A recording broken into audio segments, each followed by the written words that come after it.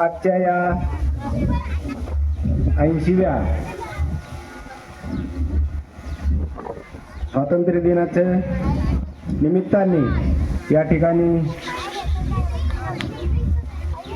जो कार्यक्रम झाला आणि या कार्यक्रमाच्या अध्यक्षांच्या परवानगीने आणि शाळा व्यवस्थापन समिती यांच्या नेतृत्वाखाली हा जो कार्यक्रम आहे, ह्या उद्देशाने मी या ठिकाणी 2 शब्द आपणाला सांगणार आहे.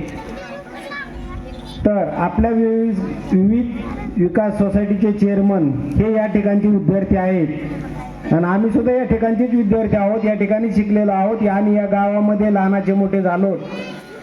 आणि हे जे या शाळेमध्ये जो कार्यक्रम आहे हा एकदम चांगल्या प्रकारचा कार्यक्रम झालेला आहे. आणि तुम्ही पहा या ठिकाणी 300 पैकी 190 232 गुण घेऊन विद्यार्थी स्कॉलरशिप मध्ये पास होतो.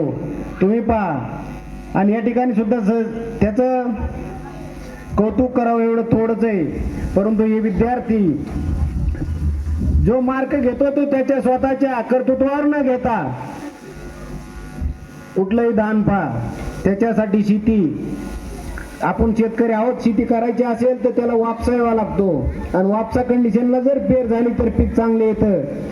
तर शेती नीट ठेवण्यासाठी जे कष्ट आपल्याला करावं लागतं तर या विद्यार्थ्याला जे गुण पडलेले आहेत हे शिक्षक वृद्धांनी त्याची केलेली शेतीची मेहनत आहे, त्याच्यासाठी घेतलेलं श्रम आहे, हे मी या ठिकाणी सांगतो आणि त्याच्यातूनच त्यांनी त्याचे गुण घेतलेले आहेत. आपली शाळा जी आहे ती चांगल्या प्रकारची शाळा सुरू झालेली आहे. शिक्षक थोडे कमी आहेत असं मला वाटतंय. तर आपण सर्वांनी पटामुळे काय अडचण आहे का?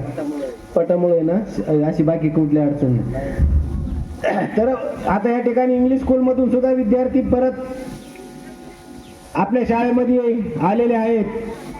तर पाठीमागच्या वेळेस मी आवाहन केलं की सर्व पालकांनी आपले विद्यार्थी आपल्या शाळेमध्ये शिकवावेत, कारण म्हटलं जातं की शिवाजी जन्मावा तो दुसऱ्याच्या घरात. अशी भूमिका न ठेवता बरेच पालकांनी आपले विद्यार्थी इंग्लिश मीडियम मधून मराठी प्राथमिक शाळेमध्ये घातलेले आहेत, त्यांचे मी मनपूर्वक आभार मानतो.